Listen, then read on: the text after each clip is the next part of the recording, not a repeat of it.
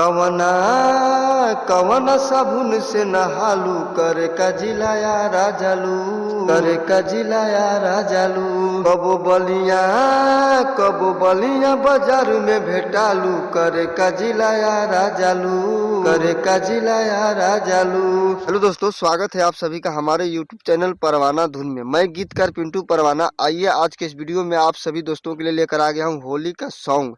और ये होली का सॉन्ग आप लोगों के लिए बिल्कुल फुल और फ्री है। अगर आप लोग इसे गाना चाहते हैं तो गा सकते हैं, इसका कोई चार्ज नहीं देना पड़ेगा आप लोगों को। अगर आप लोग हमारे चैनल पे नए हैं तो चैनल को फटाफट सब्सक्राइब कर दे, ताकि कोई भी हिट मैटर लेकर आऊं तो सबसे पहले आप लोग के पास नोटिफिकेशन पहुंचे। अगर आप लोग मुझसे पर्सनली सॉन्ग लिखवाना चाहते हैं तो मेरा मोबाइल नंबर डिस्क्रिप्शन में दिया गया है, वहां से लेकर आप मुझसे कॉन्टेक्ट कर सकते हैं। तो चलिए मैं इसका डमीन दे रहा हूँ आप लोगों को। तो ट्रैक मालूम हो ही गया होगा, प्रमोद प्रेमी जी का ट्रैक है, जिस ट्रैक का नाम है करे का जिला आरा जालू। तो चलिए सीधे डम्मी की तरफ चलता हूँ। तो देखिए मुखड़ा है, फेंकिए के पानी भाग जालू, होली में बड़ा भाव खालू, होली में बड़ा भाव खालू, रंगवा से कहे तू डेरालू, होली में बड़ा भाव खालू, होली में बड़ा भाव खालू। दोस्तों ये मुखड़ा था।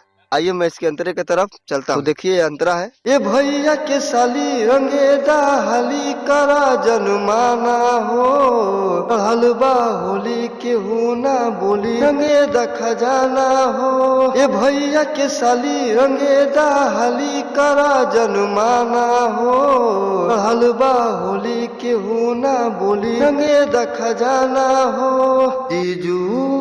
जीजू से कहे तू लजालू, होली में बड़ा भाव खालू, होली में बड़ा भाव खालू। दोस्तों ये पहला अंतरा था। आइए मैं इसके दूसरे अंतरे का डमी दे रहा हूँ। देहबला सारी सुनाए प्यारी धई के जबरी हो, कहे परवाना करा जनमाना भागे लुका कगरी हो। देहबला सारी सुनाए प्यारी धई के जबरी हो, कहे परवाना करा न बहाना भागे लुका कगरी हो।